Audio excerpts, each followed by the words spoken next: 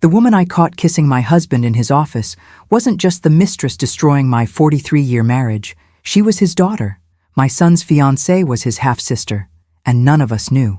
When she looked at me in that moment, her lips still wet from kissing her own father, she smiled. She smiled like she'd just won the lottery, like my pain was the prize she'd been waiting for her entire life. And then, in a voice so calm and poisonous it still echoes in my nightmares, she said, "Finally, Martha, finally you know the truth. My name is Martha Jenkins. I'm 68 years old, and until 3 months ago, I thought I knew my life. I thought I knew my husband. I thought I understood what betrayal meant. I was wrong in every possible way, because what I discovered that September afternoon wasn't just an ordinary affair. It was a conspiracy so twisted, so sick, so calculatedly cruel that even now, when I close my eyes, I still can't believe it's real. But it is. Every horrible second, every devastating revelation, every tear I've cried, all of it was terribly, inescapably real. Before I tell you how I got to that moment, before I describe the shock of seeing the woman I'd embraced as a daughter sitting on my husband's lap, I need you to understand something. I wasn't naive. I wasn't one of those women who walk around with blinders on, refusing to see what's right in front of them. I'd been married for over 4 decades. I knew what commitment looked like. I knew what love was supposed to feel like. And I believed, with every fiber of my being, that Richard and I had something unshakable. We'd weathered storms together. We'd raised a son. We'd built a life that looked, from the outside and the inside, like everything a marriage should be. Stable, comfortable, safe. What I didn't know was that safety was an illusion, and the foundation I'd trusted for 43 years was built on lies so deep I'd never reach the bottom. Where are you watching this from right now? Are you sitting somewhere you feel safe, maybe thinking about your own family, your own relationships, believing they're solid and real? Leave a comment and tell me, because I want you to hold on to that feeling for just a moment longer. I want you to remember what security feels like, because in a few minutes, you're going to understand exactly how fast everything you trust can crumble into dust. And maybe, just maybe, my story will save you from the kind of blindness that almost destroyed my son's life and definitely destroyed mine. Richard and I met when we were both 25, young and ambitious, and full of dreams about the future. He was in commercial real estate, just starting out, and I was working as an elementary school teacher. We dated for 2 years before he proposed, and I remember thinking he was the most honest man I'd ever met. Honest. That word feels like a cruel joke now, but back then, it meant something. He looked me in the eye when he spoke. He kept his promises. He showed up when he said he would. Those small consistencies built my trust brick by brick, year by year, until I had constructed a fortress of certainty around our marriage. A fortress with walls made of paper, as it turned out.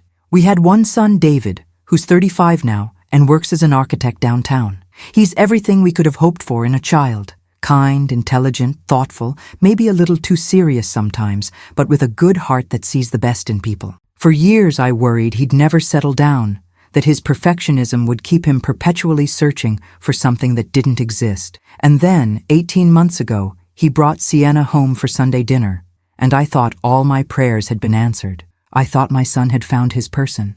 I thought our family was about to grow in the most beautiful way. I was so catastrophically, devastatingly wrong. Sienna walked into my dining room that first Sunday with a smile that could light up a room and eyes that seemed to see straight into your soul. She was 28 years old, with dark hair that fell in perfect waves, skin that glowed like she'd just stepped out of a spa, and a warmth that made you want to pull her close and never let go. She brought flowers, white roses, my favorites, though I'd never mentioned that preference to David. She complimented my cooking with specific, thoughtful observations that showed she was really tasting what I'd made, really paying attention. She asked about my volunteer work, my book club, my opinions on everything from local politics to the best way to make pie crust. She was charming without being fake, interested without being intrusive, and within an hour, I was completely, utterly taken in. David looked at her the way Richard used to look at me 40 years ago, with this mixture of wonder and certainty that made my heart ache with happiness. After they left that night, Richard and I sat in the kitchen over tea, and he said, "She's perfect for him." I agreed completely. We toasted to our son's happiness, to the grandchildren we imagined in our future, to the expansion of our family. We had no idea that Sienna had been planning that perfect first impression for months. We had no idea that every smile, every compliment, every carefully chosen word was part of a script she'd written with one goal in mind: destroying us completely. Over the next year and a half, Sienna became part of our lives in ways that felt natural and inevitable. She joined us for holidays. She helped me set up my new computer when I was struggling with the technology. She went shopping with me for David's birthday present and helped me pick out the perfect watch he'd been eyeing for months. She made herself indispensable, and I let her because I genuinely believed she loved my son and wanted to be part of our family. The truth was so much darker than anything I could have imagined. There were signs. Looking back now with the clarity that only devastation provides, I can see them scattered through those 18 months like landmines I somehow managed to step over without detonating. The way she'd watch Richard sometimes, when she thought no one was looking, her gaze intense and calculating in a way that didn't match the sweet demeanor she showed everyone else. The expensive jewelry she wore, a diamond bracelet, emerald earrings, a vintage Cartier watch that seemed inconsistent with her claims that her marketing consulting business was struggling. When I'd compliment these pieces, she'd smile and say they were family heirlooms from her mother who'd passed away a few years earlier. Family heirlooms. The phrase makes me sick now, knowing what I know. She'd take phone calls in other rooms, lowering her voice when someone approached, always with reasonable explanations about difficult clients or vendor problems. She spent a lot of time at our house, which I encouraged because I loved having her around, and because David's apartment was small and cluttered with his architectural models. Richard offered her his home office to use when she needed a quiet space to work, and I thought it was generous of him. Fatherly even. Fatherly. The word twists in my gut now like a knife. The moment I should have known something was terribly wrong happened 3 weeks before everything exploded. I came home from book club early. Our host had received a family emergency call, and we'd all scattered around 2:30 in the afternoon. Richard had mentioned playing golf with his old colleague James, so I expected an empty house. Instead, I heard voices upstairs, low, urgent, coming from our bedroom. My heart did this strange little skip, but I told myself Richard must have canceled his plans, that maybe Sienna had stopped by with wedding questions or fabric samples, or something equally innocent. I climbed the stairs slowly, my knee aching the way it does on humid days, and I called out, "Richard? Sienna? Anyone home?" The voices stopped instantly. I heard rapid movement, a door closing, footsteps. By the time I reached the upstairs hallway, Richard was emerging from his office in his golf clothes, smiling at me with that familiar expression I'd trusted for 43 years. "You're home early," he said, kissing my cheek like he'd done 10,000 times before. "How was book club?" Sienna appeared moments later from the bathroom, smoothing her hair, explaining she'd been showing Richard her ideas for the reception centerpieces and had needed to use our restroom. Their stories aligned perfectly. Their expressions revealed nothing, and I, trusting and foolish, and so desperate to believe in the goodness of the people I loved, accepted their explanations without question. But Sienna's perfume lingered in that hallway, thick and cloying, stronger than it should have been if she'd just been in an office looking at flower arrangements. That expensive perfume with notes of vanilla and something darker, something I couldn't quite identify.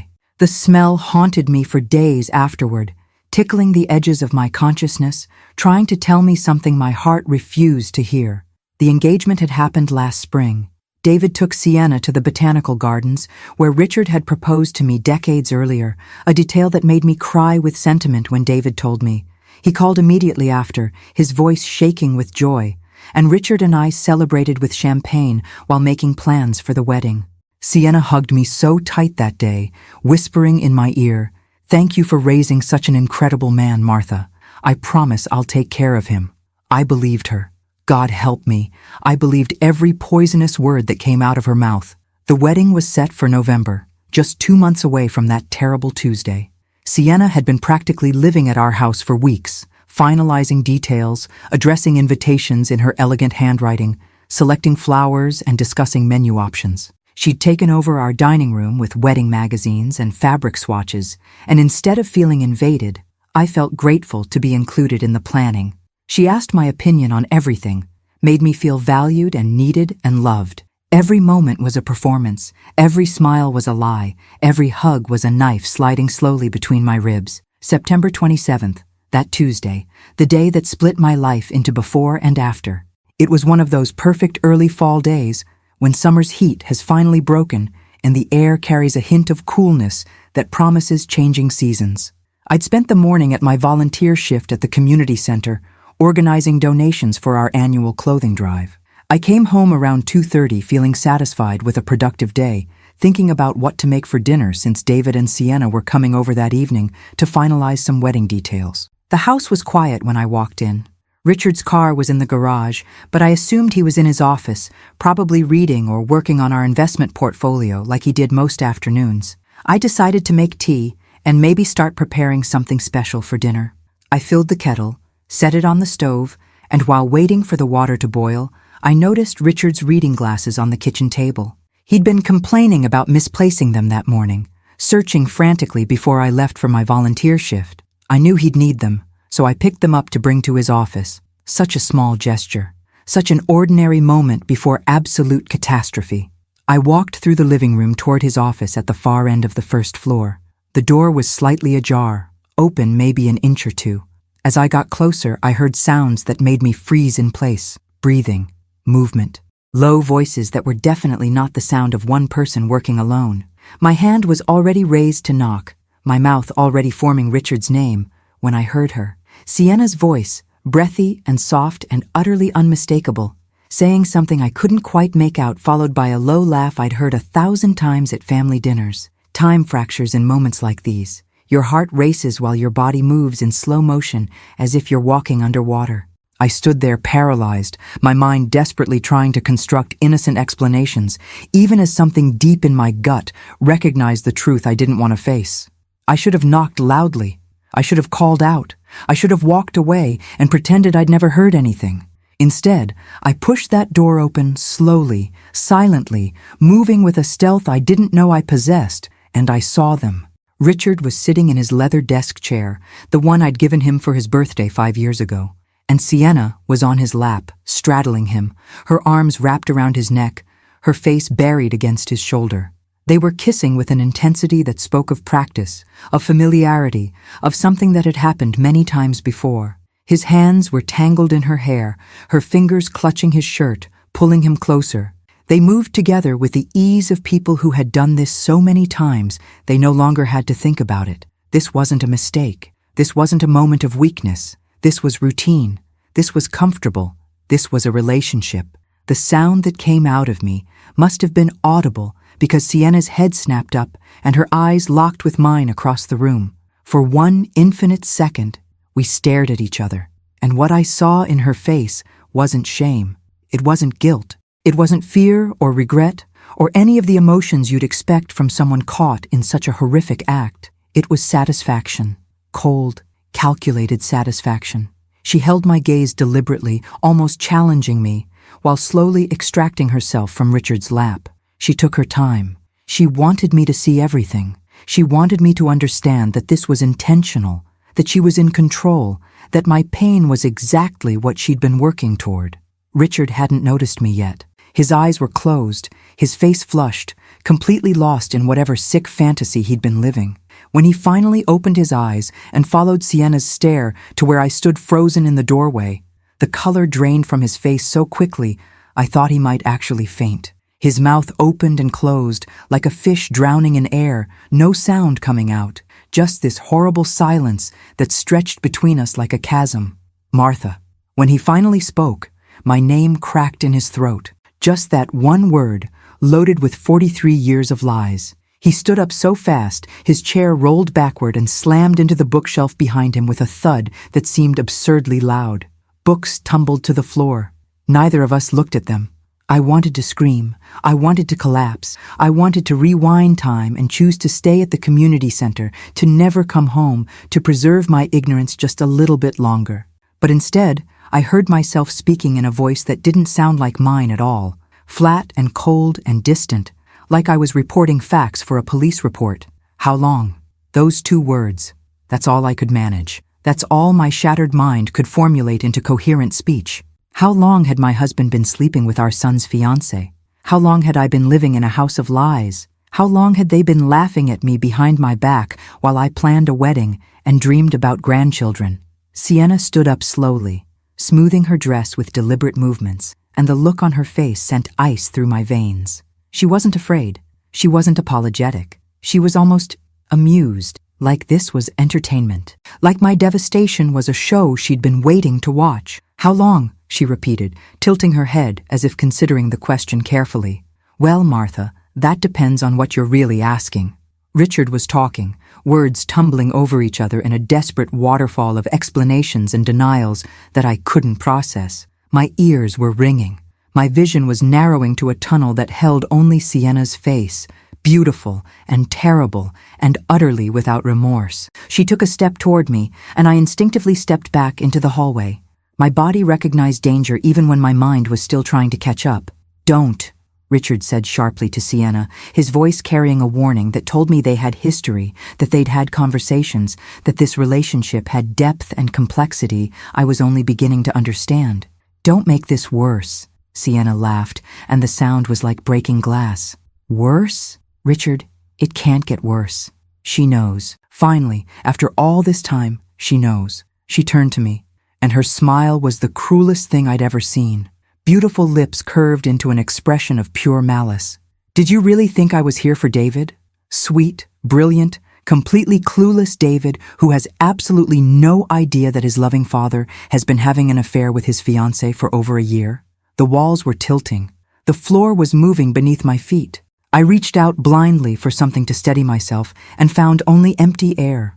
Over a year. Not a recent mistake, not a momentary lapse in judgment, but a sustained deception that had run parallel to my son's entire courtship. Every family dinner, every holiday celebration, every time I'd hugged her and told her how happy I was to have her in our lives, all of it contaminated by this betrayal. You sick, Richard started, but Sienna cut him off with a sharp gesture, her hand slicing through the air between them. Careful, she warned, and there was steel beneath the sweetness in her voice, pure steel wrapped in honey. You don't get to take the moral high ground now, Richard. Not after everything you've done. Not after the choices you made 29 years ago. Something in the air shifted. Richard's face went from flushed to pale in an instant, and I saw fear replace his guilt. Real fear. Sienna, please, he said, and his voice was begging now, actually begging. Please don't do this. She ignored him completely, keeping her eyes locked on mine. Do you want to know the truth, Martha? The whole truth? Because I am so tired of pretending. I'm tired of playing the loving daughter-in-law. I'm tired of smiling while you tell me stories about Richard's childhood like he's some kind of saint. I'm tired of watching David worship a father who doesn't deserve anyone's respect. I'm just tired. Sienna, I'm warning you. Richard took a step forward, but she held up one hand, and he stopped like she'd physically pushed him. In that moment, I understood who really had the power in their sick relationship. You'll warn me?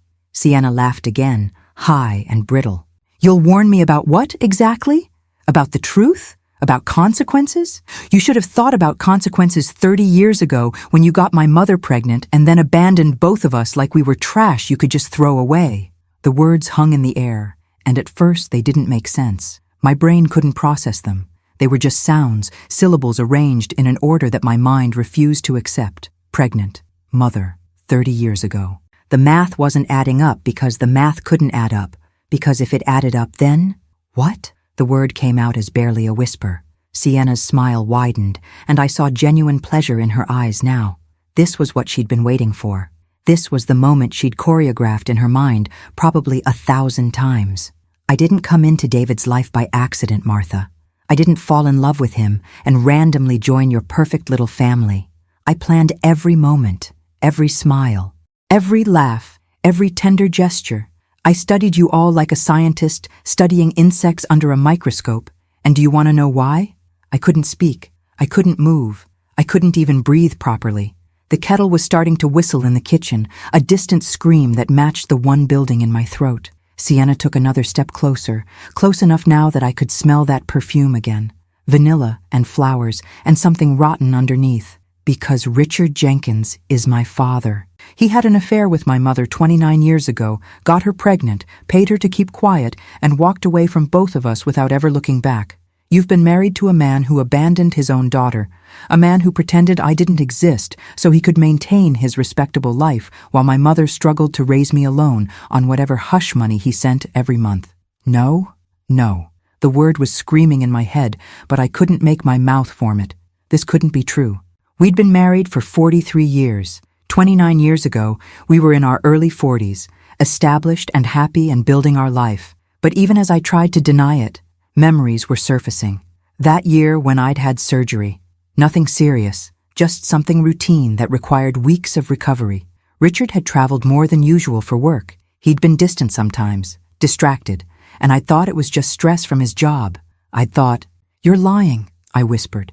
But even as the words left my mouth, I knew she wasn't. Something in Richard's face had collapsed entirely. His expression was one of complete resignation, the look of a man whose darkest secret has just been dragged into the light. "I wish I was lying," Sienna said, and for the first time I heard real emotion in her voice. Pain, rage, years of abandonment crystallized into this one moment of revelation. "I grew up knowing I had a father who chose his real family over me. My mother would point you out sometimes when we'd see you at the grocery store or the bank. She'd say, 'That's your father's wife. That's his son.' And I'd watch you, this perfect family that existed because I didn't, and I'd wonder what was wrong with me that made my own father not want me." Tears were streaming down my face now, but I wasn't sure who I was crying for. For myself? For my son? For this woman who was both victim and villain, whose pain had twisted into something monstrous? "My mother died 3 years ago," Sienna continued, her voice hardening again. "Cancer. She suffered for 8 months, and do you know what Richard did? He sent a check to cover the funeral expenses and a note saying he hoped I'd move on with my life. Move on. Like I could just forget that my father was alive and well and wanted absolutely nothing to do with me, even at the end." The kettle was shrieking now, a relentless scream that someone needed to silence, but none of us moved. We stood frozen in this horrible tableau, 3 people whose lives had just imploded. "So I did move on," Sienna said, her voice like ice now. "I moved on by creating a plan. I researched David. It wasn't hard. He's all over the internet with his architecture awards and his projects. I learned his routines, his favorite coffee shop, his schedule, and then I arranged to accidentally meet him there one Saturday morning. He was so sweet, so earnest, so eager to believe that a beautiful woman could be genuinely interested in him. It was almost too easy. Within a month, he was in love. Within 6 months, he was talking about marriage, and all I had to do was smile and nod and pretend. "By sleeping with your own father?" I heard myself ask, and my voice sounded hollow, scraped clean of any emotion, because I had none left to give. "By betraying your half-brother? That's your revenge? That's justice to you?" "Part of it," Sienna said with a casual shrug that made me want to vomit. "Richard deserves to lose everything. His wife, his son, his reputation, his comfortable retirement. And David? Watching his heart break when he finds out his beloved fiancée never loved him, that she was just using him to get close to the family that excluded her? That's justice for every birthday he celebrated while I got nothing. That's payback for every Christmas, every vacation, every moment of security he had while I grew up wondering why I wasn't good enough." "You twisted, manipulative," Richard started, finally finding his voice again. But Sienna whirled on him with such fury that he stumbled backward. "I learned from the best!" Her shout echoed through the house, raw and primal and filled with decades of rage. "You taught me that people are disposable when they become inconvenient. You taught me that lies are acceptable if they protect what you want. You taught me that family only matters when it fits your perfect image. I'm just applying your lessons, Dad." That word, Dad, it hung in the air between us, obscene and undeniable, and making everything so much worse. This woman who had sat at my table, eaten my food, pretended to love my son, had just called my husband Dad with such venom that it felt like acid. I looked at Richard, really looked at him, searching his face for the man I'd loved for 43 years. I saw a stranger. I saw secrets layered so deep I'd never reach the bottom. I saw cowardice and selfishness and betrayals that stretched back decades. And I saw in his eyes confirmation of every terrible thing Sienna had just said. "Is it true?" I asked him, even though I already knew the answer, even though asking was pointless. "Is she your daughter?" His silence was confession enough, but after a long moment he nodded, tears streaming down his face. "Yes," he whispered, his voice breaking. "God help me, yes. I made a terrible mistake almost 30 years ago, and I've been hiding it ever since. I've been paying for it in money, but I never thought—" He trailed off, unable to finish. "You never thought I'd come for you," Sienna finished coldly. "You thought you could pay off your guilt and forget about me. You thought I'd just disappear and let you live your perfect life while I dealt with the consequences of your choices. Don't!" I cut Richard off when he started to speak again, my voice sharp as a blade. "Don't you dare apologize to me while she's standing here, while the woman you've been sleeping with, your own daughter, is right in front of me." "It wasn't supposed to happen like this," Richard said desperately, and he was crying openly now, ugly sobs that shook his whole body. "She contacted me 6 months after she started dating David. She wanted money, threatened to expose everything unless I paid her. I tried to get her to leave, to break up with David quietly and walk away, but she refused. And then somehow it became— I don't know how it happened. I was trying to manage her, trying to keep her quiet. And then—" He couldn't continue. "Oh, I know exactly how it happened," Sienna said, her voice dripping with contempt. "You were always weak, Richard. Weak and selfish and willing to do anything to protect your precious reputation. When I threatened to tell Martha and David the truth, you panicked. And when I suggested we could come to an arrangement, when I implied that maybe I'd keep quiet if you made it worth my while, you didn't hesitate. You thought you could control me with money and sex, just like you controlled my mother with checks and threats. But I was controlling you the whole time." I felt my knees giving out and grabbed the wall for support. This was worse than an affair. This was worse than any betrayal I could have imagined. This was incest. This was depravity. This was evil so calculated, so layered, so thoroughly destructive that I couldn't even begin to process it. "David!" I gasped, the thought of my son hitting me like a physical blow that knocked the remaining air from my lungs. "Oh God, David! He's planning to marry his half-sister. He has no idea. And that's what's going to destroy him completely," Sienna said with genuine satisfaction in her voice, like she was savoring a delicious meal. "When he finds out the truth, and he will find out, Martha, I'll make sure of that. It will break him in ways he'll never recover from. Your perfect son, your pride and joy, will never trust anyone again. He'll never believe in love again. He'll spend the rest of his life wondering if anything was ever real." "You can't tell him," Richard pleaded, and he actually got down on his knees right there in the hallway. A 70-year-old man kneeling and begging. "Please, Sienna, you've made your point. You've hurt us enough. Don't destroy David too. He's innocent in all of this. He never did anything to you." Sienna looked down at him with disgust, so pure it was almost palpable. Innocent? Nobody in this family is innocent. Martha knew nothing, but she benefited from my mother's silence every single day of her privileged life. She got the devoted husband, while my mother got checks and shame. David got the father I deserved, the family I should have had. He got birthday parties and graduation ceremonies and a dad who showed up. None of you are innocent, and all of you are going to pay for what was stolen from me. She moved toward the front door, and neither Richard nor I tried to stop her. What could we say? What could we do? The damage was done. The bomb had detonated. We were just standing in the crater, trying to figure out how much of us was left. She turned back before leaving, backlit by the afternoon sun streaming through the entryway, and she looked almost angelic in that light, beautiful and terrible all at once. "I'll be at Sunday dinner," she said casually, like she was discussing the weather. "David's expecting me. We're supposed to finalize the seating chart for the reception, and I think that's when I'll tell him everything. The affair, the paternity, the fact that his father has been sleeping with his fiancée for over a year, the fact that he was about to marry his half-sister. I want to watch this family implode in real time, the way mine did when Richard Jenkins decided his legitimate family was more important than his bastard daughter."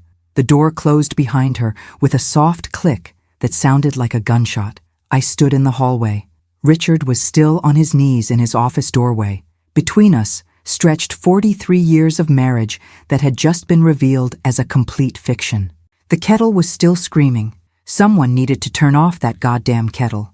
But neither of us moved, neither of us spoke. We just existed in the wreckage, two people who had shared a life and raised a son and built what we thought was a foundation you could trust, realizing that we'd never really known each other at all.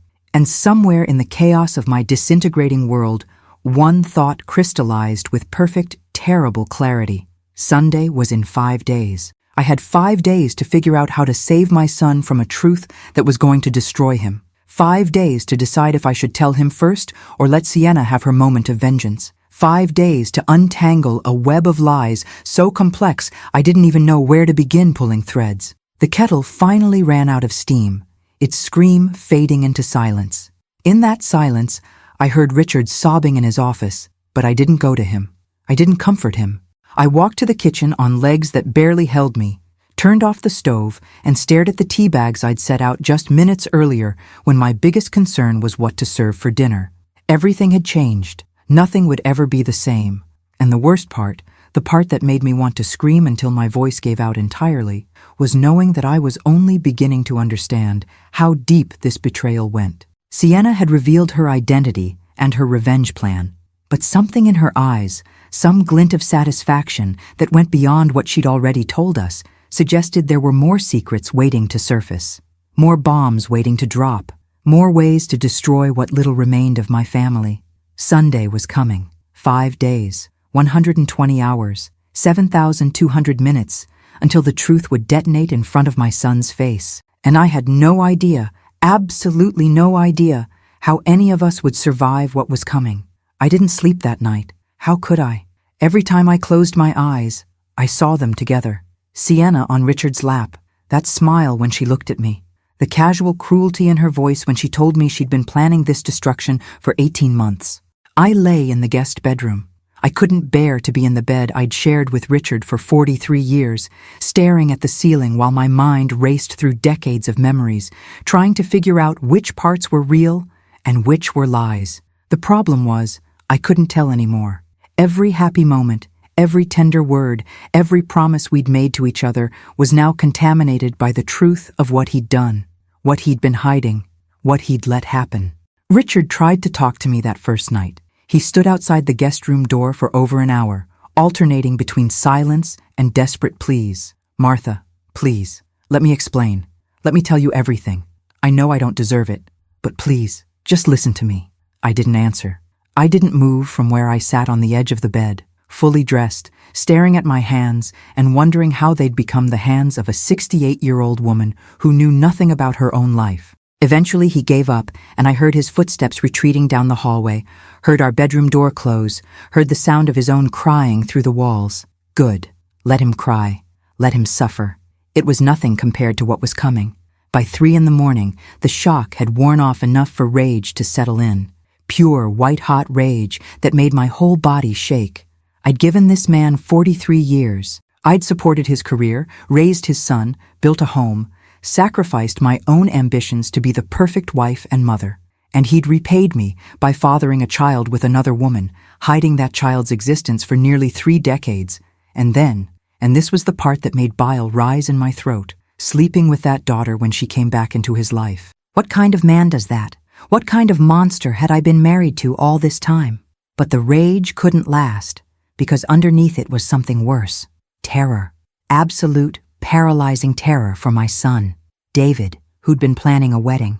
David, who'd been looking at houses with Sienna. David, who'd told me just last week that he'd never been happier in his entire life. In 5 days, no, 4 now, because it was past midnight, Sienna was going to tell him that his fiancée had been sleeping with his father, that she was his half-sister, that everything he believed about his family and his future was a lie. It would destroy him, completely, utterly destroy him, and I had no idea how to stop it. Around dawn, I finally got up and went downstairs. Richard was already in the kitchen, looking like he'd aged 10 years overnight. His eyes were bloodshot, his face pale and haggard, his hands shaking as he tried to make coffee. When he saw me, he froze. "Martha," he started, but I held up my hand. "Don't," I said, my voice hoarse from not speaking for hours. Don't say my name like that. Don't act like you have the right to speak to me at all. I walked past him to pour myself water, my movements stiff and mechanical. My whole body ached like I'd been beaten, which I suppose I had been, just not physically. We need to talk about David, Richard said quietly. We need to figure out what to do before Sunday. I turned to look at him then, really look at him, and I barely recognized the man standing in my kitchen. This stranger who looked like my husband, but had been living a double life I never suspected. What do you want to do, Richard? Tell me. What's your plan here? More lies? More cover-ups? Should we pay her off? Is that what you've been doing all along? Throwing money at problems so you don't have to face consequences? He flinched like I'd slapped him. I don't know. I don't know what to do. I just know we can't let her tell David like this. We can't let him find out in front of everyone at Sunday dinner. It'll kill him. You should have thought about that before you slept with his fiancée, I said coldly. You should have thought about your son before you decided to have an affair 30 years ago. You should have thought about a lot of things, Richard. But you didn't. You just did whatever you wanted and expected everyone else to clean up your mess. The coffee maker beeped. Neither of us moved to get it. We just stood there in our kitchen, in the house where we'd raised our son, where we'd celebrated holidays and birthdays and anniversaries, and the silence between us was heavier than anything I'd ever felt. Tell me everything, I said finally. Every detail. I want to know exactly what I've been living with all these years. I want to know who you really are because clearly I never knew it all. And so he told me. Standing in that kitchen as sunrise turned the windows gold, Richard confessed to secrets he'd been carrying for nearly 3 decades. The affair had lasted 6 months when I was recovering from my surgery. Her name was Angela Morrison, and she'd been a secretary at one of the real estate firms he worked with. 26 years old, ambitious, beautiful in a way that had made him feel young again at 41. He'd known it was wrong, he said, but he'd felt trapped by middle age, by routine, by the feeling that his life was already written and there were no more surprises coming. Angela had been a surprise, a mistake, a disaster waiting to happen. When she told him she was pregnant, he'd panicked. He offered to pay for an abortion, but she refused. She said she wanted to keep the baby, that she'd always wanted to be a mother. He told her he couldn't leave his family, couldn't destroy his marriage and his son's life for a mistake. They'd argued for weeks. Eventually, they reached an agreement. He would pay child support, generous amounts, more than the courts would have required, in exchange for her silence. She would raise the baby alone, never contact him, never tell the child who her father was unless absolutely necessary. Angela had agreed, desperate and young, and probably believing that money could fix what he'd broken. I sent her $5,000 a month for 28 years, Richard said, his voice flat now, like he was reciting facts from someone else's life. I had a separate account she didn't know about. I told you I was investing in properties, building our retirement fund. Some of it was true, but that money... Martha, I've sent Angela over $1.5 million over the years. $1.5 million. I thought about all the times I'd clipped coupons, bought generic brands, suggested we skip vacations to save money, all while he was sending $5,000 a month to the woman he'd gotten pregnant, to the daughter he'd abandoned. Did you ever meet her? I asked. Sienna, before she showed up with David. Richard nodded slowly. Twice. Angela contacted me when Sienna was 18 and about to start college. She wanted me to meet my daughter, said Sienna, deserved to know her father. I refused at first, but Angela threatened to tell you everything if I didn't at least see her once. So I met Sienna at a coffee shop. She knew who I was, what I'd done. Angela had told her everything when she turned 16. Sienna was cold, angry. She told me she didn't want anything from me except to look me in the face and see what kind of man abandons his own child. And the second time, my voice was barely a whisper. 3 years ago, right after Angela died, Sienna called me, said her mother had passed and she was handling the arrangements. She asked if I wanted to attend the funeral. I said no. I sent money instead. A lot of money. I thought that was the end of it. I thought she'd take the money and move on with her life. But she didn't move on, I said. She planned. She found David. She wormed her way into our family. And when did she contact you again? When did this... I couldn't even say the word. When did what I saw yesterday start? Richard's face crumbled. 6 months after she started dating David, she called me one afternoon, said we needed to meet. I was terrified. I thought she was going to blackmail me, demand more money. We met at a hotel restaurant downtown, someplace I thought no one would recognize me. She told me she knew exactly who David was, that she'd planned the whole relationship, that she was going to expose me unless I gave her what she wanted. Money, I said bitterly. At first, yes, she wanted $1 million, a lump sum, not monthly payments. She said it was what Angela would have gotten in a divorce if I'd married her instead of abandoning her. I agreed. I would have agreed to anything to keep her quiet, to protect you and David from knowing the truth. But then, he stopped, unable to continue. Then what, Richard?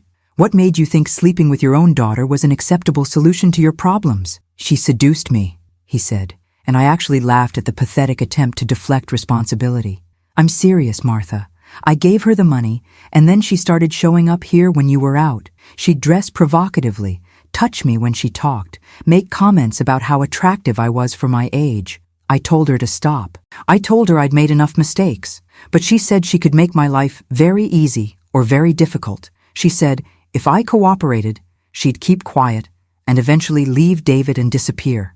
If I didn't cooperate, she'd tell everyone everything. So you cooperated, I said, and the disgust in my voice made him flinch. You slept with your daughter to keep her quiet about being your daughter. Do you understand how insane that sounds? Do you understand that you could have come to me at any point? We could have figured this out together? We could have told David the truth before he got in any deeper?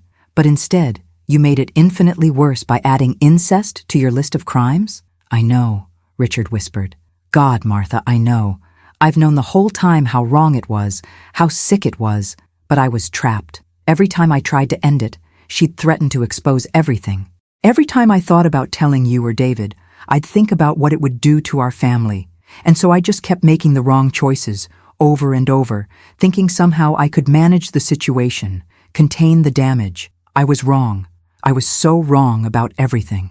I turned away from him because looking at his face was making me physically ill. She's not going to keep quiet, I said. Sunday dinner isn't about blackmail anymore. It's about revenge. She wants to watch us all suffer the way she suffered growing up without a father. And we deserve it, Richard. You definitely deserve it. I'm not sure David and I do, but maybe we're just collateral damage in the war you started 30 years ago. We have to tell David first, Richard said desperately. If he's going to find out, he should hear it from us, not from her. We owe him that much. We? I turned back to face him. There is no we anymore, Richard. That ended yesterday when I walked into your office. You want to tell David? Fine. But you're doing it alone. I'm not protecting you anymore. I'm not helping you manage the consequences of your choices. You created this nightmare. You can explain it to our son. If you've ever had to tell someone you love that their whole world is about to collapse, you know there are no good words for it. No gentle way to explain betrayal. No kind method to shatter illusions. Drop a comment if you've been there. If you've had to be the bearer of unbearable news. Because I need you to understand that what came next wasn't just painful. It was one of those moments that changes everyone involved forever, that creates a before and after so stark that nothing ever looks the same again. Richard wanted to call David immediately, have him come over that morning.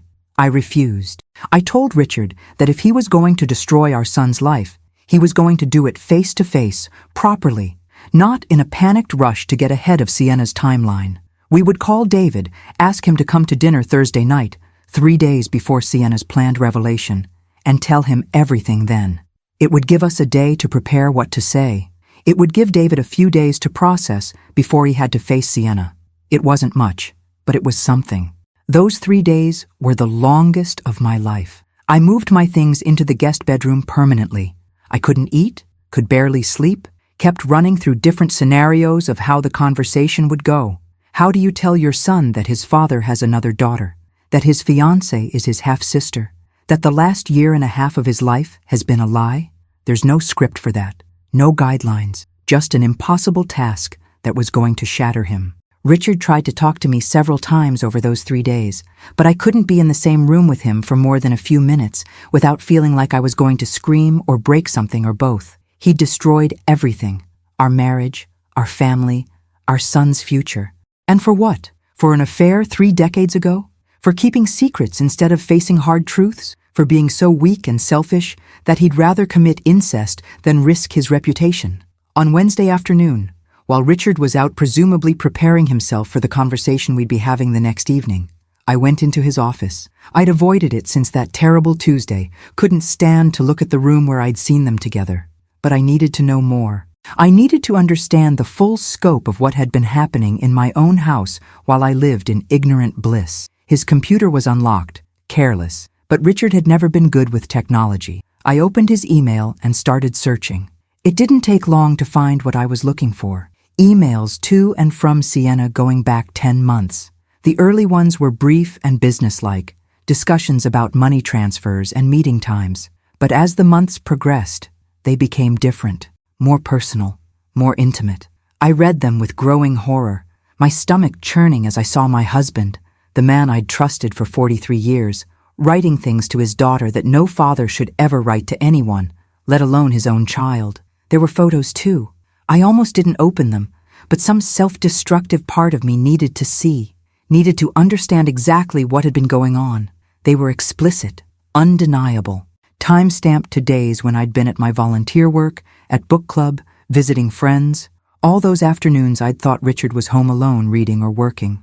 All those times I'd come home and asked how his day was, and he'd smiled and said, quiet, relaxing, nothing special. Every single interaction had been a lie. But what made me actually sick, what made me run to the bathroom and vomit until there was nothing left, was an email from 3 weeks ago. The day I'd come home early from book club. The day I'd heard voices upstairs and found Richard coming out of his office, claiming he'd been looking at centerpiece ideas with Sienna. The email was sent the next day, from Sienna to Richard. That was close yesterday. Martha almost caught us in your bedroom. I think we should be more careful. Or maybe we shouldn't. Maybe it would be better if she caught us sooner rather than later. The longer this goes on, the more I'm starting to think I want to watch your face when she finds out. When everyone finds out. Planning Sunday dinner revelation. Can't wait. She'd been planning the reveal for weeks, maybe longer. And Richard had known. He'd known she was going to expose everything. And he hadn't told me, hadn't warned me, had just kept sleeping with her and hoping somehow it would all work out. The betrayal kept getting deeper, layer after layer, and I didn't know where the bottom was, or if there even was a bottom. I heard Richard's car in the driveway and quickly cleared the browser history, not wanting him to know I'd been snooping. What did it matter anymore? What secrets were left to keep? But old habits die hard, I guess. The habit of protecting him. The habit of pretending everything was fine. Those habits had destroyed me, but I still couldn't quite break them. Thursday evening arrived too quickly, and not quickly enough. David came over at 6, cheerful and unsuspecting, carrying wine and talking about a project at work. He kissed my cheek, hugged his father, settled into his usual seat at the kitchen table. "Smells great, Mom. What are we having?" he asked, and I realized I'd made his favorite meal without even thinking about it. Pot roast with roasted vegetables, comfort food, like I could somehow cushion what was coming with good cooking. "David," I said, my voice shaking despite my best efforts to sound calm. "We need to talk to you about something serious." The smile faded from his face immediately. He looked between Richard and me, clearly sensing something was terribly wrong. "Is someone sick? Did something happen? Is it Grandma?" My mother, David's grandmother, was 92 and in a nursing home. It was a logical conclusion to jump to. "No, everyone's healthy," Richard said, and his voice was steady in a way I hadn't expected. Maybe he'd finally found some courage, or maybe this was just his final performance, his last attempt to control the narrative.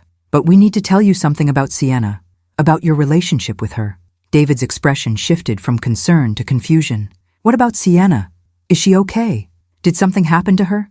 "She's fine," I said quickly. "Physically, she's fine. But David, honey, you need to know that she hasn't been honest with you about who she is, about why she came into your life." And then Richard told him, slowly, methodically, starting with the affair 30 years ago and working forward through the decades of secrets and lies. I watched our son's face as his father explained that he had another daughter, that he'd been hiding her existence for David's entire life, that the woman David was planning to marry was his half-sister. I watched confusion turn to disbelief, disbelief turn to horror, horror turn to something that looked like physical pain. "You're lying," David said when Richard finished. Just those 2 words, flat and hard. "This is some kind of sick joke. Sienna is not, we're not, this isn't real." I wish it wasn't, I said, and my voice cracked. God, David, I wish this was a joke. I wish I was making it up. But it's true. All of it is true. Your father had an affair 29 years ago, and Sienna is his daughter, your half-sister. David stood up so fast his chair fell over backward. No, Sienna would have told me. She wouldn't have. We've been together for 18 months. We're getting married in a month. She loves me. This doesn't make sense. She planned it, Richard said, and there were tears streaming down his face. She planned the whole relationship, David.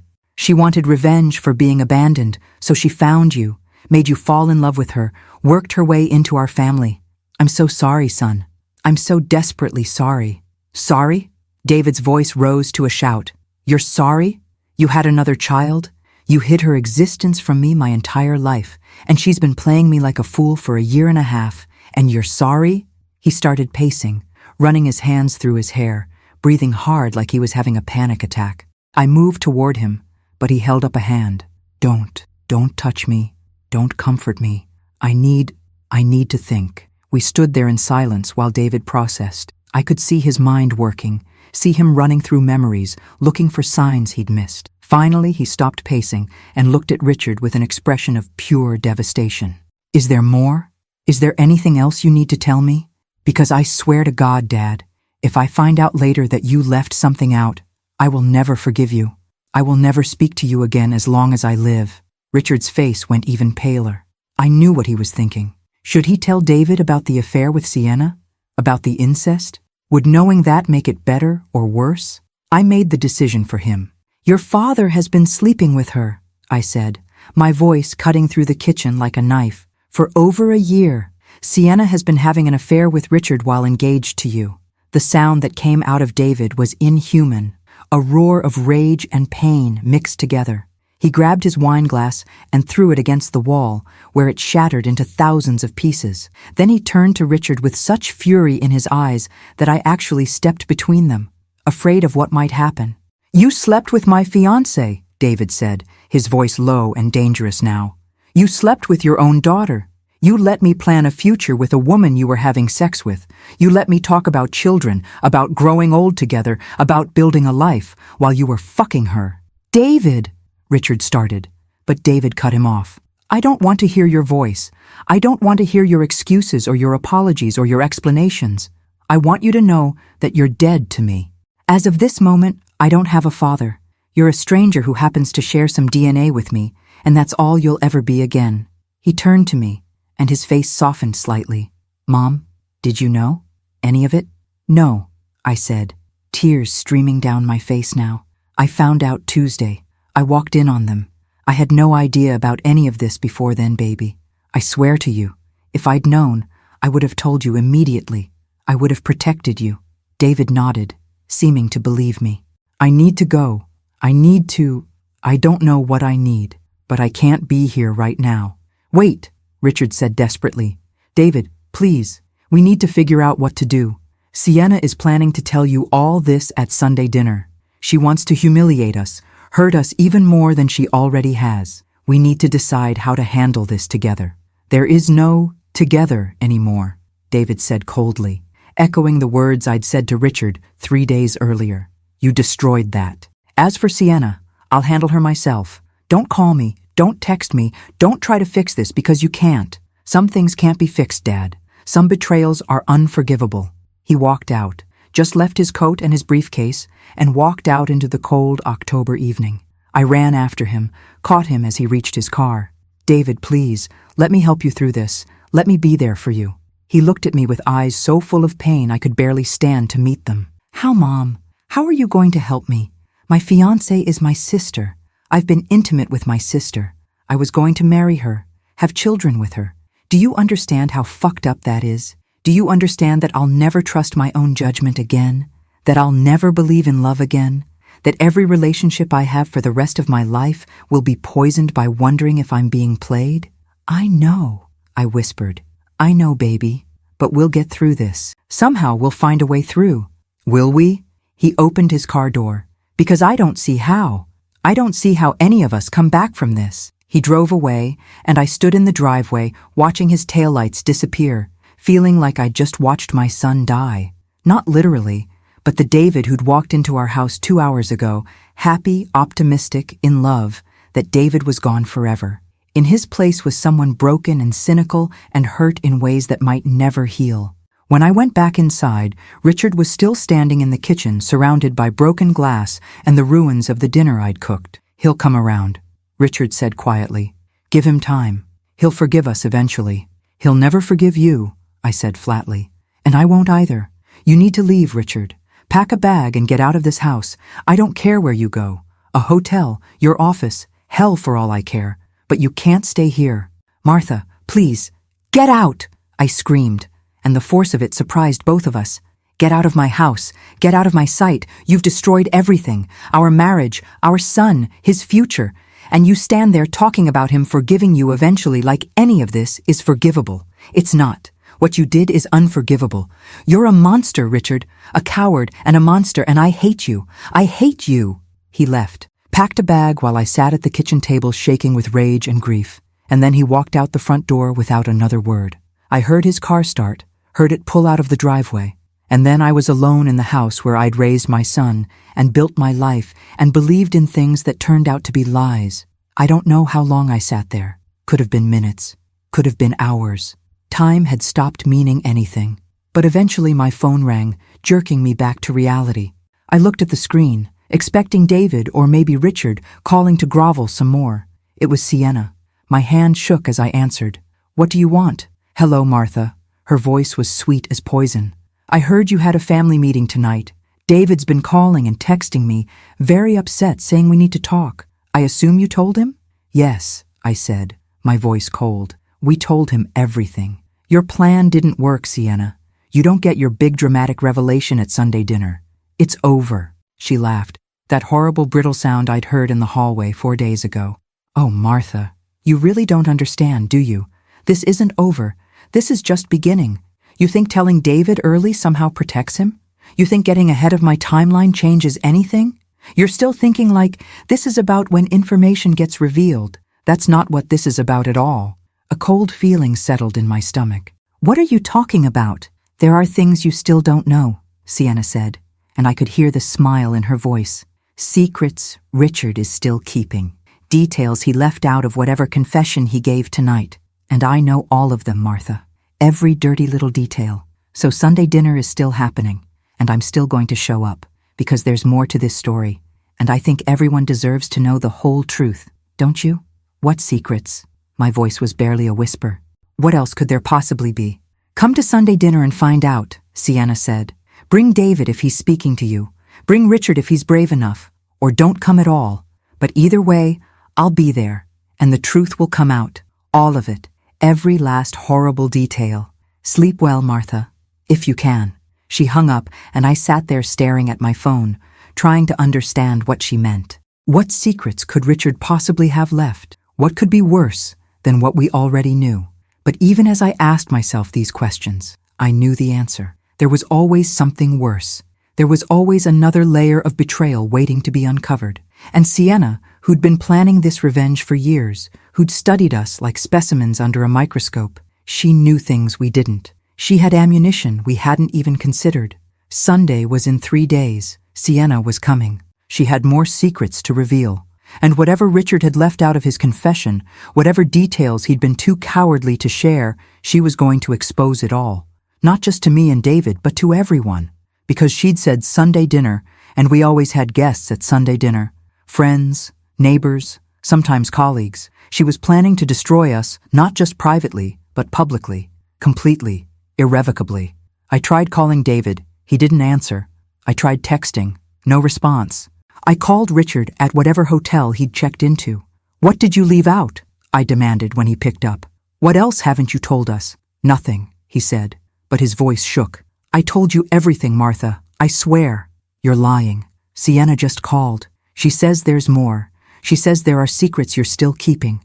What did you do, Richard? What else is there?" Silence on the other end. Long, terrible silence that confirmed Sienna was right. There was more. There was always more with Richard.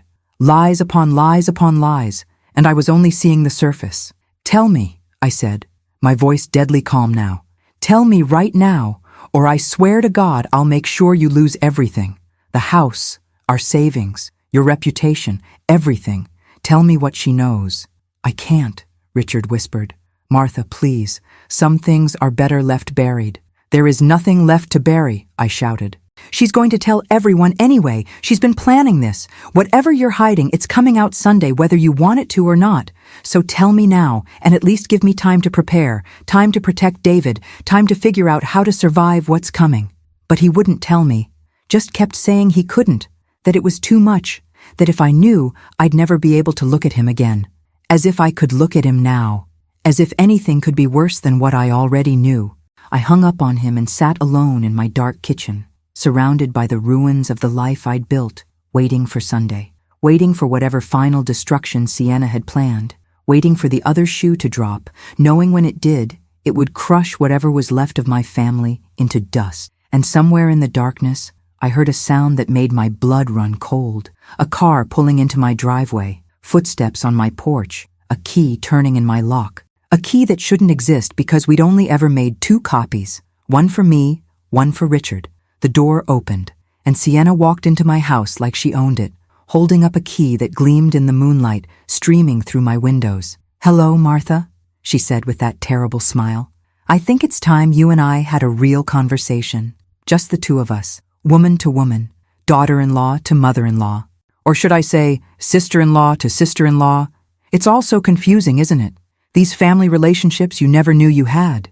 She closed the door behind her, locking it with a click that sounded like a prison cell closing, and I realized with perfect, horrible clarity that Sienna wasn't waiting until Sunday. Whatever secrets she had, whatever final destruction she'd planned, it was happening now. I should have been afraid. A woman I barely knew, a woman who'd been systematically destroying my family, had just walked into my house uninvited, holding a key that shouldn't exist, with that smile that promised more pain was coming. I should have called the police. Should have run, should have done anything except what I did, which was stand up slowly from my kitchen table and face her with a calmness I didn't feel. "How did you get a key to my house?" My voice was steady, which surprised me. Maybe I'd moved past fear into some other territory entirely, acceptance, resignation, or maybe just exhaustion so deep that nothing could shock me anymore. Sienna held up the key, letting it catch the light. "Richard gave it to me 6 months ago. Said I should have one since I was going to be family, since I'd be here so often. He was always so thoughtful like that. Your husband, always thinking ahead." The way she said, "your husband," made it clear she considered him hers too, in whatever sick way she'd constructed this relationship in her mind. "You need to leave," I said. "David knows the truth. Richard's gone. Whatever you came here to do, whatever game you're still playing, it's over." "Over?" Sienna laughed, setting her purse down on my counter like she lived here, like she belonged here. "Martha, it's not over until I say it's over. And there's still so much you don't know. So much Richard hasn't told you, even now. Did you really think his confession covered everything? Did you really think a man who's been lying for 30 years suddenly decided to be completely honest?" She walked further into my kitchen, her heels clicking on the tile floor, and I found myself backing up instinctively. She noticed and smiled wider. "Don't be afraid of me, Martha. I'm not here to hurt you. Physically, anyway. I'm here because I think you deserve to know the whole truth before Sunday. Consider it a gift, a courtesy from one woman to another who's been betrayed by the same man." "I know enough," I said, but my voice wavered, because the truth was, I didn't know enough. Sienna was right about that. Richard's silences on the phone earlier, his refusal to tell me what else he'd hidden, it confirmed there were more secrets waiting to be uncovered. Sienna pulled out one of my kitchen chairs and sat down, crossing her legs elegantly, looking like she was settling in for a long conversation. "Did Richard tell you about my mother's death? The real story? Not the sanitized version?" "He said she died of cancer 3 years ago, that he sent money for the funeral. He did send money, lots of it, $50,000 to be exact. Do you know why he sent so much, Martha? It wasn't generosity. It wasn't guilt. It was a payment for her continued silence even in death. You see, my mother left letters, detailed letters about their affair, about me, about the payments Richard had been making for decades. She left them with her lawyer with instructions that if anything happened to her, the letters would be sent to you, to David, to Richard's business partners, to everyone in your social circle. Richard was terrified. I sank into the chair across from her, my legs no longer willing to hold me up. Letters? My mother was smarter than Richard gave her credit for, Sienna continued. She knew he might stop paying once I was grown, might decide 30 years of silence was enough. So she created insurance, proof of everything, dates, bank transfers, even a few photos from their affair, evidence that would destroy Richard's reputation and your marriage. When she got sick, she made sure Richard knew those letters existed, made sure he understood that her continued silence had a price. So he paid her to keep the letters from being sent. Exactly. $50,000 to her lawyer to retrieve and destroy all copies, except Sienna's smile turned predatory. My mother was even smarter than Richard thought. She gave me copies before she died. Everything. Every letter, every photo, every bank statement showing 30 years of payments. I have all of it, Martha. And on Sunday, everyone's going to see it. My hands were shaking. I pressed them flat against the table to stop the trembling. Why are you telling me this now? Why not wait until Sunday and humiliate me along with Richard? Because despite what you think, I don't hate you, Sienna said. And for the first time, I heard something that might have been genuine emotion in her voice. You're a victim in this too. Richard lied to you just like he lied to my mother, just like he's lied to everyone. The difference is, you had the life my mother should have had. You got the ring, the house, the respect. She got checks and shame. So yes, I want to destroy Richard. I want him to lose everything. But you? I'm giving you a choice. What choice? I didn't trust her, couldn't trust her after everything she'd done, but I needed to hear what she was offering. Leave him, Sienna said simply. File for divorce. Take half of everything he has. You're entitled to it after 43 years of marriage. Protect yourself financially before Sunday. Because after I show those letters, after everyone knows what kind of man he really is, Richard's reputation will be destroyed. His business connections will evaporate. The comfortable retirement you've been planning? It'll disappear. But if you file now, if you legally separate yourself from him, you can salvage something. You can claim you didn't know, that you're a victim too. People will sympathize with you instead of lumping you in with him. I stared at her, trying to understand. You're giving me advice? You're helping me? I'm giving you what my mother never got, Sienna said, and now I could definitely hear pain beneath her words. A choice, a chance to save yourself. My mother stayed silent for 30 years because Richard convinced her it was the only option, that speaking up would destroy everyone, including me.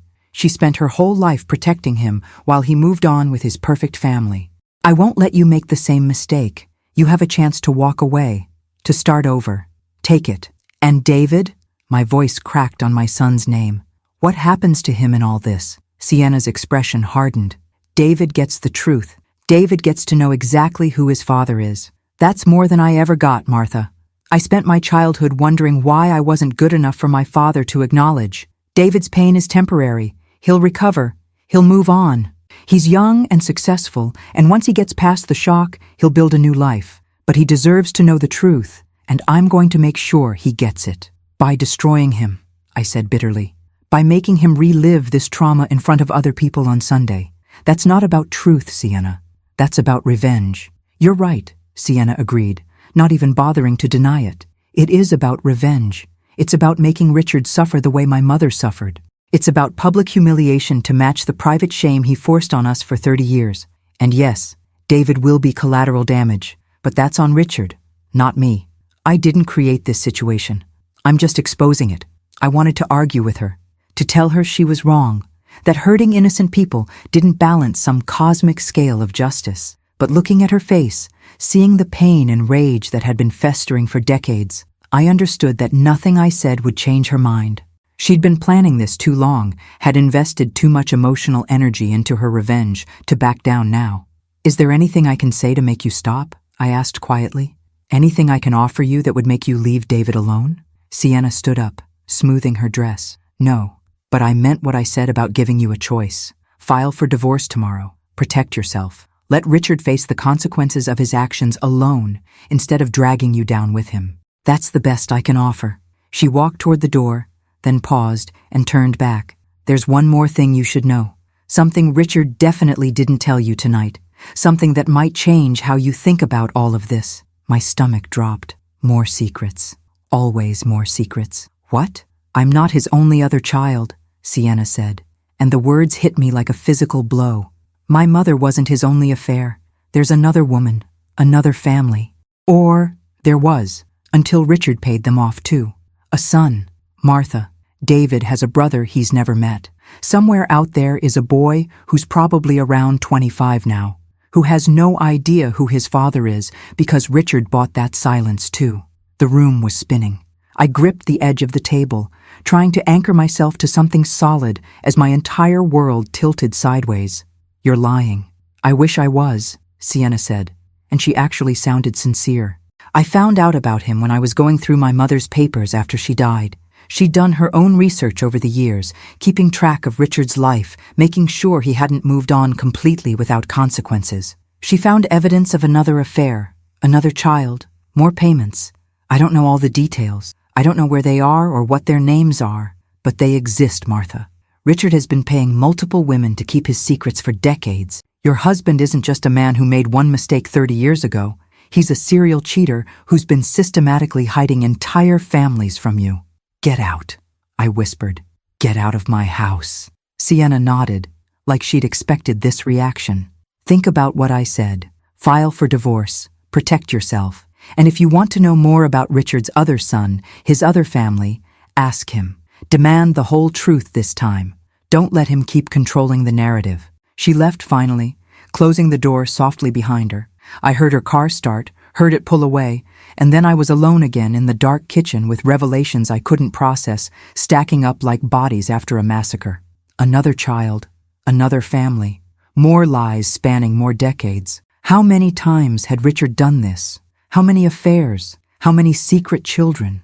How many women had he paid off to protect his image while I played the perfect wife, completely oblivious to the fact that I was married to a stranger? I don't remember deciding to call Richard. I don't remember picking up my phone or dialing his number.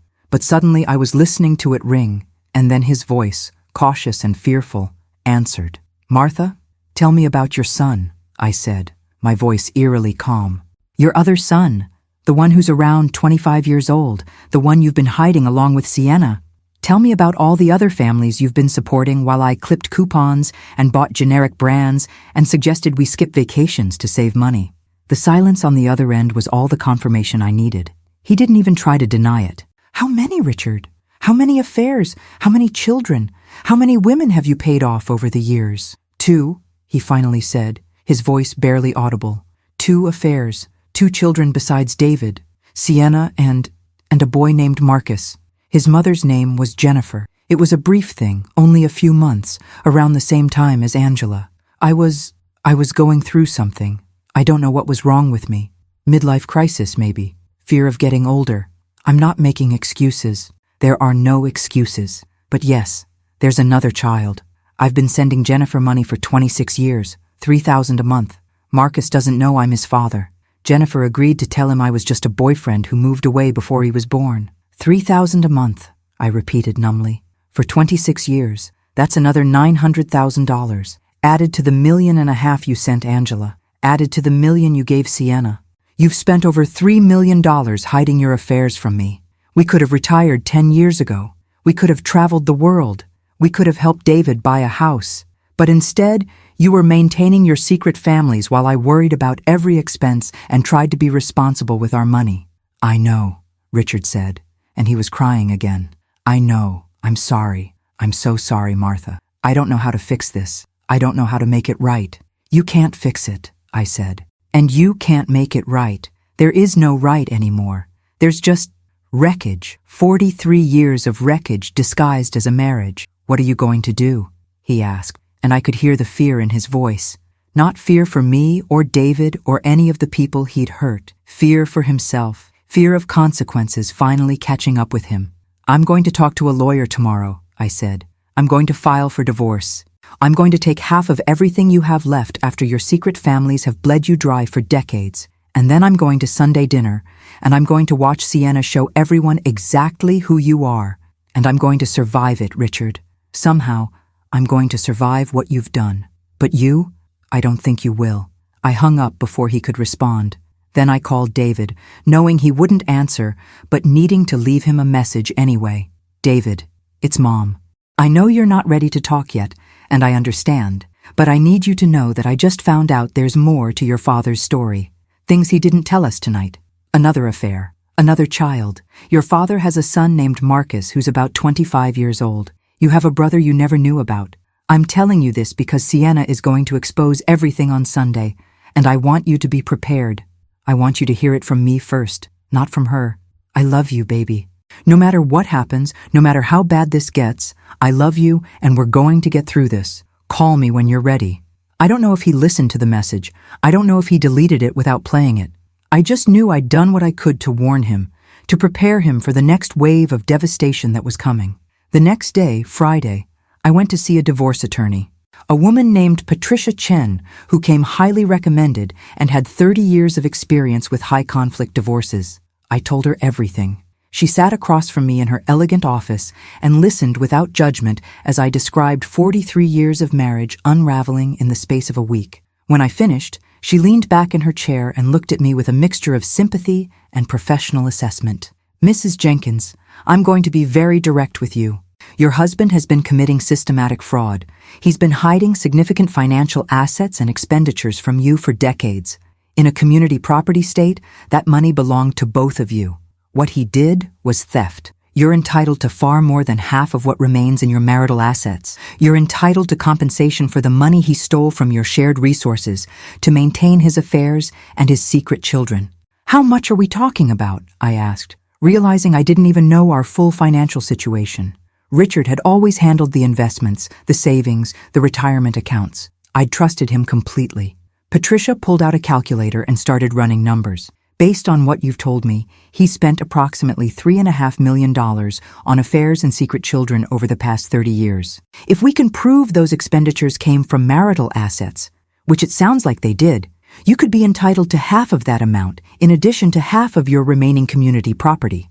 We're looking at a very substantial settlement, potentially several $1,000,000. But the process won't be easy. Richard will likely fight this, and depending on how much liquid assets he still has, collecting may be difficult. I don't care if it's difficult, I said. I want him to pay for what he's done, and I want to make sure I'm financially secure because my entire retirement plan was built on money that apparently never existed. We spent 3 hours going through paperwork, documenting everything I knew about Richard's finances, listing assets and accounts and properties. Patricia said she'd file the papers Monday morning, but that we needed to act fast to freeze joint accounts and prevent Richard from hiding or transferring assets. By the time I left her office, I felt like I'd been through a war. But at least I was fighting back. At least I wasn't just a victim anymore. Saturday was a blur. David still wasn't answering my calls. Richard called 17 times. I didn't pick up. Instead, I spent the day packing his belongings. Everything of his in our bedroom went into boxes. His clothes, his toiletries, his books and papers, and the reading glasses he was always misplacing.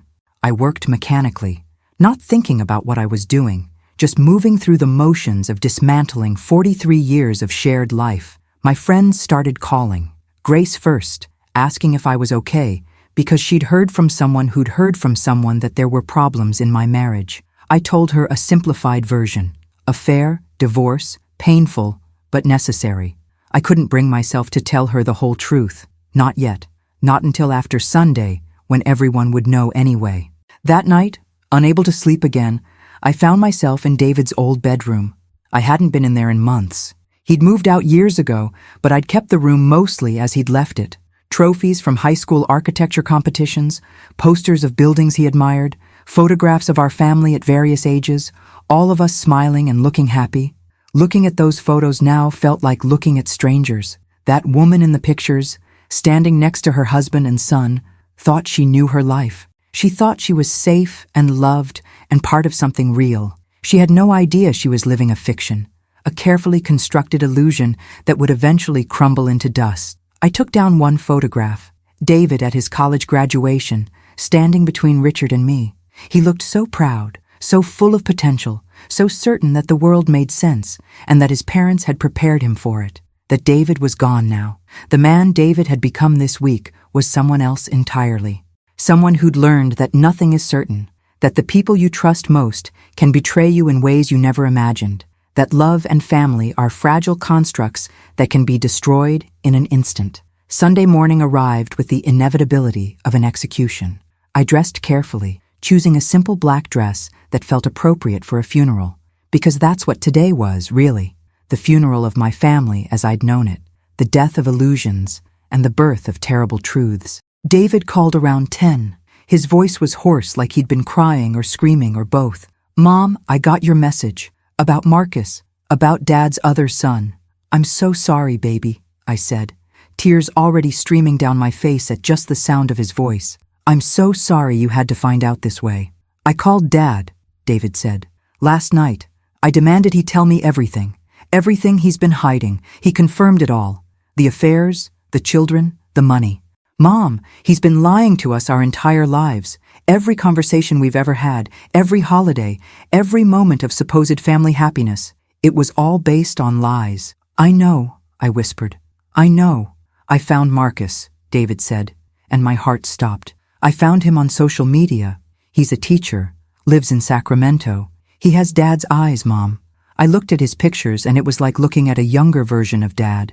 This stranger who shares my DNA, who's my brother, and he has no idea I exist. No idea he has a father who's been hiding from him his entire life. "Oh, David, I'm coming to Sunday dinner," he said. "I know that's not what you expected. I know you probably hoped I'd stay away, protect myself from whatever Sienna has planned. But I'm coming because I need to face this. I need to see her, hear what she has to say, and then I need to move on with my life. I need closure, or whatever the word is for watching your whole world burn down." "Are you sure?" I asked, terrified of what today would do to him, but understanding his need to confront it directly. "I'm sure. And Mom, thank you for being honest with me, for not hiding things like Dad did. Thank you for being the parent I can trust when everything else is falling apart." We hung up, and I cried for 20 minutes straight. Then I cleaned myself up, fixed my makeup, and prepared for what was coming. I'd thought about canceling Sunday dinner, just not hosting anything at all, and forcing Sienna to find another venue for her revelations. But that felt like cowardice. And besides, she'd made it clear she was going to expose Richard regardless of what I did. At least if it happened in my house, I could control some aspects of it. I could choose who was there. I could manage the aftermath. I'd invited only a handful of people: Grace and her husband, Tom, Richard's brother, Michael, and his wife, Susan, my neighbor, Ellen, who'd been a close friend for 15 years. I wanted witnesses, but I wanted them to be people who knew us well, people who might understand the complexity of what was about to unfold. I'd told them we had important family news to share. They arrived around noon, cheerful and unsuspecting, bringing wine and flowers and asking if this was about the wedding. "Not exactly," I said, accepting their gifts with a smile that felt like it might crack my face. "Why don't we wait for everyone to get here before we discuss it?" Richard arrived last, and I could see he'd been drinking. His eyes were red, his movements unsteady, his face haggard in a way that made him look 10 years older than he had a week ago. Michael immediately pulled him aside, concern evident on his face, asking if he was okay. Richard just shook his head and poured himself more wine from the bottle I'd opened. David came at 12:30, stone-faced and silent. He nodded at me, ignored Richard completely, and took a seat as far from his father as possible. The tension in the room was thick enough to cut with a knife. Our friends were starting to sense that something was very wrong. Grace kept looking between Richard and me with worried eyes. Ellen excused herself to the bathroom, probably to text her husband about the weird vibe at the Jenkins house. And then, at 1 o'clock exactly, Sienna arrived. She looked stunning. That was the horrible thing. She wore a cream-colored dress that made her look angelic, her hair perfectly styled, her makeup flawless. She carried a large envelope under one arm and wore an expression of serene confidence that made me want to scream. This was a woman who'd orchestrated the destruction of an entire family, and she looked like she was walking into a garden party. "Hello, everyone," she said brightly, setting the envelope on the dining table like it was a centerpiece. "Thank you for coming. I know Martha said this was a family gathering, but I'm so glad we have witnesses here today. What I'm about to share affects not just the Jenkins family, but anyone who's ever trusted Richard Jenkins, anyone who's done business with him, anyone who thought they knew who he really was." "Sienna, don't do this," Richard said, His voice slurred slightly from the wine. "Please, we can work this out privately. You don't need to hurt innocent people." "Innocent people?" Sienna's laugh was sharp. "Richard, there are no innocent people in this room except maybe your friends who have no idea what kind of man you are, but they deserve to know. They deserve to understand that the respectable businessman they've known for decades is actually a fraud who's been hiding multiple families and lying to everyone about who he really is." She opened the envelope and pulled out a stack of papers and photographs. "These are copies," she said, addressing our confused friends. "Copies of letters my mother wrote, documenting her affair with Richard. Copies of bank statements showing 30 years of payments. Photographs from their relationship. And similar documentation about Richard's other affair with a woman named Jennifer, which resulted in another child he's been hiding." Our friends were staring now, confusion turning to shock as they tried to process what Sienna was saying. Michael looked at Richard with dawning horror. Grace's hand flew to her mouth. Ellen just sat there frozen, unable to comprehend what was happening. Sienna continued, her voice calm and measured, like she was presenting a business proposal. "Richard Jenkins is my father. He had an affair with my mother 29 years ago while married to Martha. When my mother got pregnant, he paid her to keep quiet and never acknowledged my existence. For my entire childhood, I grew up knowing I had a father who chose his legitimate family over me. When my mother died 3 years ago, I decided it was time for Richard to face consequences for abandoning me." She turned to David, and her expression softened slightly. "David, I know this is painful for you. I know you're hurt and angry, and you have every right to be. For what it's worth, there were moments over the past year when I genuinely cared about you, when the act almost became real. But I never forgot why I was really here. I was here to make your father pay for what he did to me and my mother. By sleeping with him," David said, his voice flat and cold. "By having an affair with your own father. That's how you chose to get revenge. Not by exposing him directly, not by coming to us with the truth, but by seducing him and making me fall in love with my half-sister. That's sick, Sienna. That's beyond revenge. That's evil." The room erupted, everyone talking at once, asking questions, demanding explanations. Michael was yelling at Richard, asking if this was true. Grace was crying, clutching her husband's arm. Ellen had pulled out her phone like she couldn't decide whether to call someone or just document this for later. It was chaos, exactly what Sienna had wanted, and she stood in the center of it, looking satisfied. But then something unexpected happened. David stood up, walked to where Sienna was standing, and looked her directly in the eyes.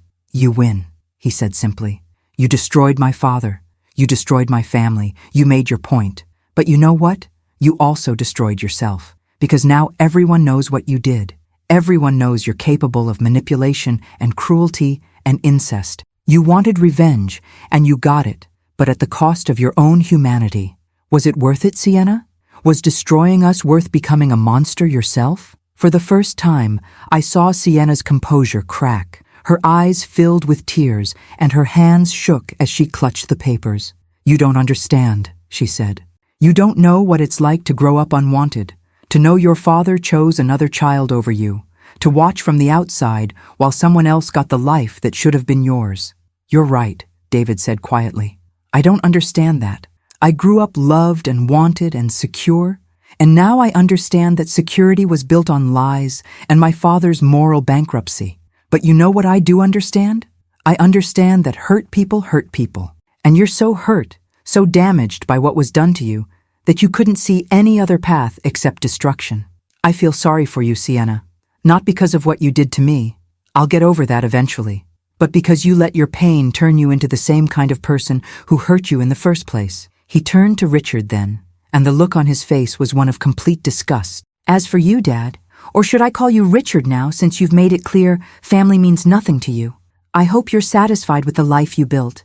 I hope all the lies and affairs and secret children were worth losing the family that actually loved you. I'm done.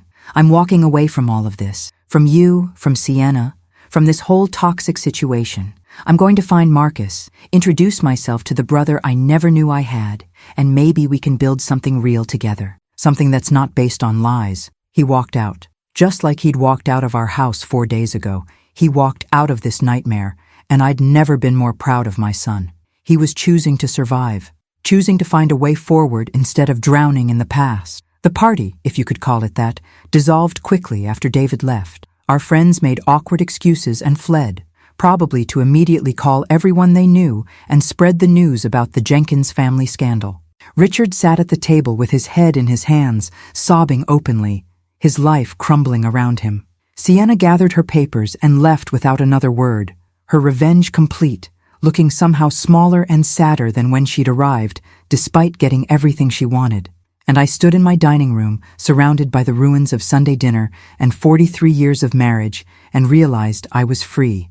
Not happy, not healed, but free. Free from lies. Free from a marriage that had been a fiction. Free to build whatever came next, without the weight of illusions and false hope dragging me down.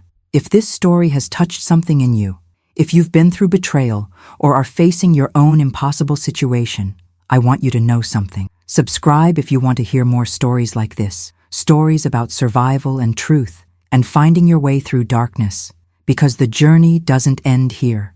The journey is just beginning. The divorce took 8 months. Patricia was as good as her word, and she fought for every penny I deserved. Richard tried to hide assets, tried to claim the money he'd sent to his affairs was separate property somehow, tried every legal maneuver his lawyers could devise, but the evidence was overwhelming. The bank statements didn't lie. The patterns of transfers and payments going back decades painted a clear picture of systematic fraud. In the end, I walked away with 65% of our remaining marital assets, including the house, half his pension, and a lump sum payment of $1.2 million in compensatory damages for the money he'd stolen from our marriage to maintain his affairs. Richard lost almost everything.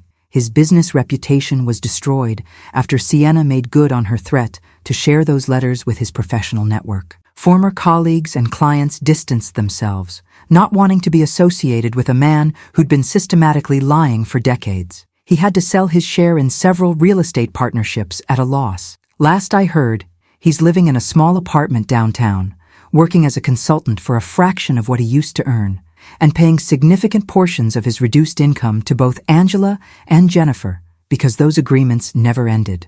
Sienna disappeared. After Sunday dinner, she vanished from all social media, disconnected her phone, and seemingly left town. I heard through various sources that she'd moved to Portland, that she'd changed her name, that she was trying to start over somewhere no one knew her story. I hope she's finding peace, though I suspect it'll take years of therapy to undo the damage her revenge mission did to her own psyche. Hurt people, David had said, and he was right. Sienna was as much a victim as a villain, trapped by her pain and unable to see any path forward, except destruction. David kept his word about finding Marcus. He tracked him down through social media and sent him a message explaining, as gently as possible, that they were half-brothers, that they shared a father who'd been hiding from both of them in different ways. Marcus was understandably shocked, but he agreed to meet David for coffee. That first meeting led to weekly dinners, which led to Marcus coming to visit me, which led to, well, to a relationship I never expected to have. Marcus is a good man, a teacher, just like David said, working with special needs children and doing incredible work. He looks so much like Richard it hurts sometimes, but he has a gentleness and honesty that Richard never possessed. David and Marcus are building a relationship as brothers, which is beautiful and painful and complicated all at once. They text daily, meet for dinner twice a week, have started taking trips together. They're creating the family they were denied by Richard's lies, and watching them bond has been one of the few good things to come out of this catastrophe. As for me, I'm 69 years old now, and I'm learning who I am outside of being Richard's wife. I've traveled to places I always wanted to see. I've taken art classes and discovered I'm actually pretty good at watercolors. I've reconnected with friends I'd lost touch with over the years. I've even tentatively started dating a widower I met at my book club, a kind man named Harold, who's been nothing but patient with my trauma and my complicated history. The nightmares have mostly stopped. The rage has cooled into something more manageable. And while I don't think I'll ever fully trust anyone the way I trusted Richard, I'm learning that maybe that's okay. Maybe complete trust is overrated. Maybe healthy skepticism and strong boundaries are actually signs of wisdom, not cynicism. People sometimes ask me if I regret those 43 years, if I wish I could go back and do things differently, If I would have left Richard, if I'd known the truth earlier? The answer is complicated. Yes, I regret the lies. Yes, I wish I'd known so I could have made informed choices about my life. But I don't regret David. I don't regret the good moments that were real, even if they existed within a framework of deception. I don't regret who I've become on the other side of this devastation. Stronger, wiser, more compassionate toward other people's pain because I've lived through my own. I think about Sienna sometimes, wonder if she found what she was looking for in her revenge. Wonder if destroying Richard brought her peace or just more emptiness. I think about Richard too, though less often now. Wonder if he ever truly understands the scope of what he destroyed, or if he's just playing the victim, convincing himself that everyone else is being too harsh, that his mistakes weren't really that bad. But mostly, I think about resilience, about the human capacity to survive things that seem unsurvivable, about the way we can be shattered and somehow find a way to gather up the pieces and construct something new from the fragments. It won't look like what we had before. It won't be neat or pristine or whole in the way we thought we needed, but it can still be beautiful in its own way. It can still be worth building. The truth destroyed my family, but it also freed me. And given the choice between comfortable lies and painful freedom, I'll take freedom every time. Because at least freedom is real. At least truth, no matter how devastating, gives you solid ground to stand on instead of the shifting sands of deception. If you're going through something similar, if you're standing in the wreckage of your own shattered illusions, wondering how you'll survive, I want you to know this. You will. Not today, maybe not this month or even this year, but gradually, slowly, day by day, you'll find your way forward. You'll learn to trust yourself again. You'll build a new life from the ruins of the old one. And one day, you'll look back and realize that the person you are now, scarred but stronger, hurt but wiser, is someone you can actually be proud of. The kettle whistles in my new kitchen sometimes, and I remember that afternoon when everything changed, when I walked into Richard's office with his reading glasses and saw the truth that shattered my world. And you know what? I'm grateful, not for the pain, not for the betrayal, but for the clarity, for finally knowing who I was married to, for finally understanding that the life I thought I had was a fiction, and that fiction was suffocating me even when I couldn't see it. I'm 69 years old, and I'm starting over. I'm dating again, painting again, laughing again. I'm building relationships with my sons, both of them, that are based on honesty instead of illusion. I'm making plans for a future I never imagined, one that doesn't include the man I spent most of my life with, but does include authenticity and truth, and the hard-won knowledge that I'm stronger than I ever knew. That's what I want you to take away from this story. Not the betrayal or the pain or the shocking revelations, though those are all part of it, but the survival, the resilience. The fact that even when everything you believed turns out to be false, even when your entire foundation crumbles, you can still build something new, something real, something worth having. So if you're watching this from the middle of your own nightmare, hold on, keep breathing, keep moving forward one day at a time. Because on the other side of devastation, if you're willing to do the work and face the truth and rebuild from nothing, there's a version of you waiting who's freer and stronger than you ever imagined possible. That's my story. That's my truth. And if it helps even one person understand that they can survive their own impossible situation, then maybe, just maybe, all of this pain meant something after all.